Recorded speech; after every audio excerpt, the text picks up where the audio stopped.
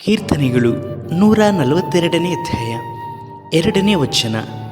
ನನ್ನ ಚಿಂತೆಗಳನ್ನು ಆತನ ಮುಂದೆ ಬಿಚ್ಚುವೆನು, ನನ್ನ ಕಷ್ಟವನ್ನು ಆತನಿಗೆ ಅರಿಕೆ ಮಾಡುವೆನು.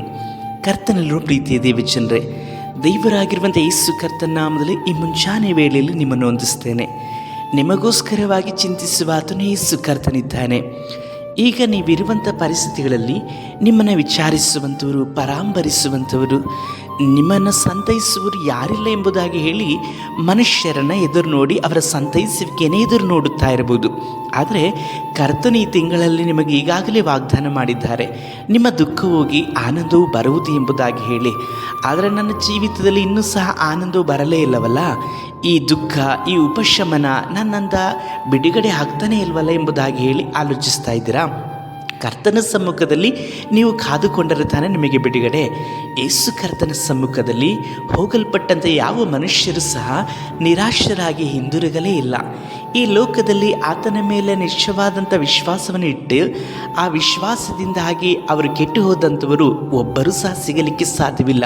ಯಾಕಂದರೆ ಯೇಸು ಕರ್ತನ ಮೇಲೆ ವಿಶ್ವಾಸವನ್ನು ಇಡುವಂಥ ಪ್ರತಿಯೊಬ್ಬ ಮನುಷ್ಯನನ್ನು ಅವರು ಉದ್ಧರಿಸುವಂತಹ ದೇವರಾಗಿ ಇದ್ದಾರೆ.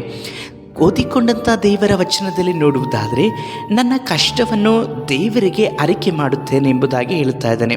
ಹೌದು, ನಿಮ್ಮ ಚಿಂತೆಗಳನ್ನು ಆತನ ಮುಂದೆ ಬಿಚ್ಚಿರಿ, ನಿಮ್ಮ ಕಷ್ಟಗಳನ್ನು ದೇವರ ಮುಂದೆ ಅರಿಕೆ ಮಾಡಿರಿ. ಕರ್ತನ ಸಮ್ಮುಖದಲ್ಲಿ ನಿಮ್ಮ ಚಿಂತೆಗಳನ್ನು ಬಿಚ್ಚಿಟ್ಟು ನಿಮ್ಮ ಅರಿಕೆಗಳನ್ನು, ನಿಮ್ಮ ಕಷ್ಟಗಳನ್ನು, ನೋವುಗಳನ್ನು ಅರಿಕೆ ಮಾಡಬೇಕು.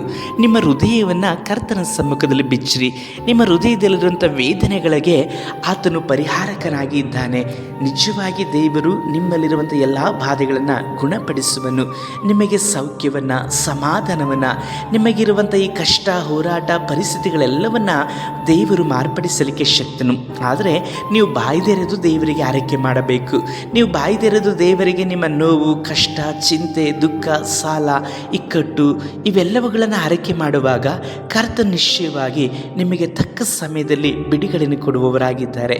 ಮತ್ತೊಂದು ಬಾರಿ ಹೇಳ್ತಾರೆ, ಕರ್ತನು ನಿಮ್ಮ ದುಃಖವನ್ನು ನೀಗಿಸಲ್ಪಟ್ಟು ಆನಂದವನ್ನು ಕೊಡಲಿಕ್ಕೆ ಶಕ್ತರಾಗಿದ್ದಾರೆ. ಅವರ ಮುಂದೆ ನಿಮ್ಮ ಹೃದಯವನ್ನು ತೆರೆಯಪಡಿಸಿರಿ. ಒಪ್ಪಿಸಿಕೊಡೋಣವಾ? ಸರ್ವಶಕ್ತನಾದ ದೇವರೇ, ಈ ಸಮಯದಲ್ಲಿ ನನ್ನೊಡನೆ ಪ್ರಾರ್ಥಿಸ್ತಾ ಇರುವಂತಹ ಈ ಸಹೋದರನ ಮುಟ್ರಿ ಅಪ್ಪ. ಅವರ ಚಿಂತೆಗಳನ್ನು ನೀಗಿಸಿರಿ, ಕಷ್ಟಗಳಿಂದ ಬಿಡುಗಡೆ ಮಾಡಿ ನೀವು ವಾಗ್ದಾನ ಮಾಡಿದ ಪ್ರಕಾರವಾಗಿ ಸಂತೋಷವನ್ನು ಕೊಟ್ಟು ನಡೆಸಿರಿ.